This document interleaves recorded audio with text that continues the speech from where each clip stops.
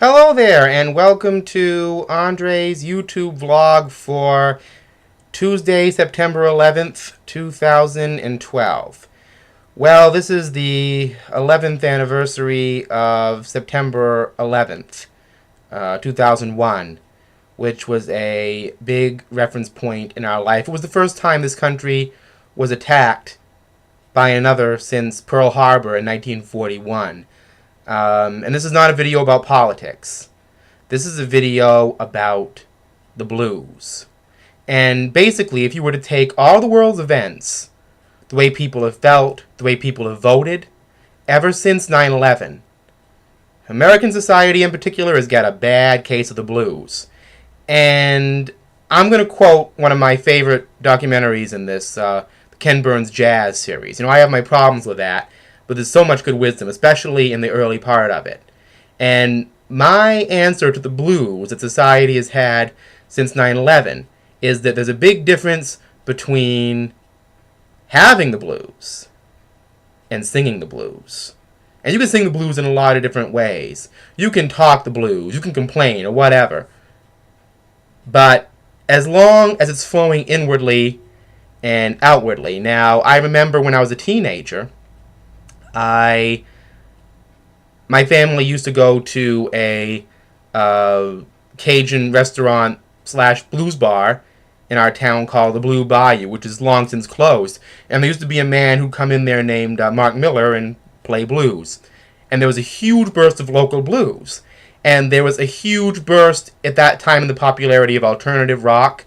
This was in the few years after Kurt Cobain died.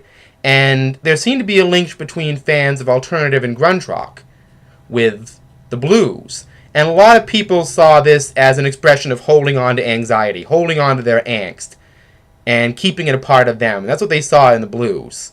And at the time, I couldn't stand listening to the blues, and I couldn't stand having the blues. I didn't want anything to do with it. The music, the attitude, having the blues, being depressed, it didn't interest me. Happiness interested me, and it interested me a lot. It was actually years later, reading into it through books and having mostly experiences with other people and learning about the culture of the blues, that I understand the whole point of it. For example, I don't think that any of these people who equated blues with angst-ridden alternative rock ever went down past the crossroads to a juke joint, because in a place like that, you're listening to the blues. You're listening to Muddy Waters or Buddy Guy or whoever happens to be playing there at that particular time, or I guess in later years somebody like Johnny Lang or whatever. And you wouldn't be sitting there, for 5 figures taking notes on it necessarily, and you certainly wouldn't be sitting there, oh, I'm so lonesome I could cry, maybe on Neptune, but, you'd have a woman in there whose clothes were maybe 2 sizes too small for her, she didn't look good, but she was up there dancing to this music. She was dancing her blues off, and you'd have, men up there who may have been drunk and who may have been unhappy. Their bosses weren't treating them well or whatever, and they were dancing off this music. So you realize that the blues music is about getting rid of it, and that's why the saxophonist Branford Marsalis says when he hears the blues, it makes him smile. And that's the difference to me between the blues culture and the alternative rock culture, and how they deal with its angst.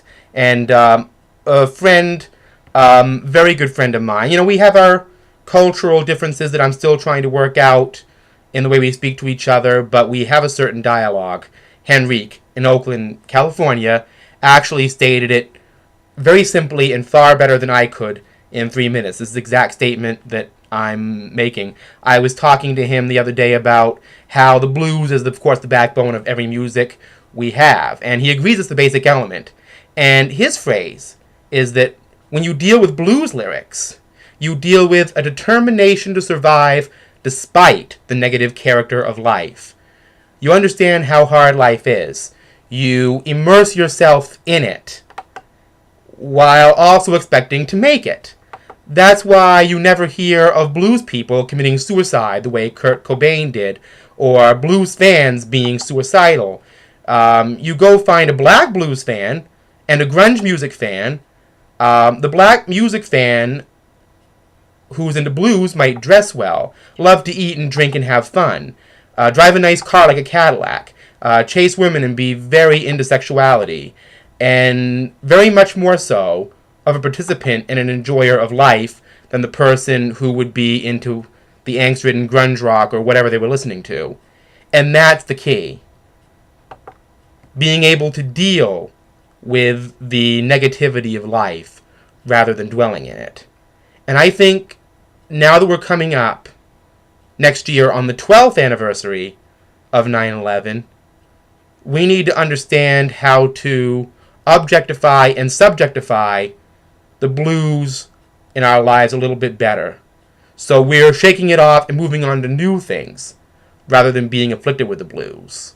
Because that's a misunderstanding in blues music, and it's a misunderstanding with the blues in life in general. And even though it's a non-musical culture, you'd really be surprised when you think about it, how important the correlation of art, such as music, is with the negative and positive qualities of life. And that's my 2 cents for 9/11 today. Talk to you next time.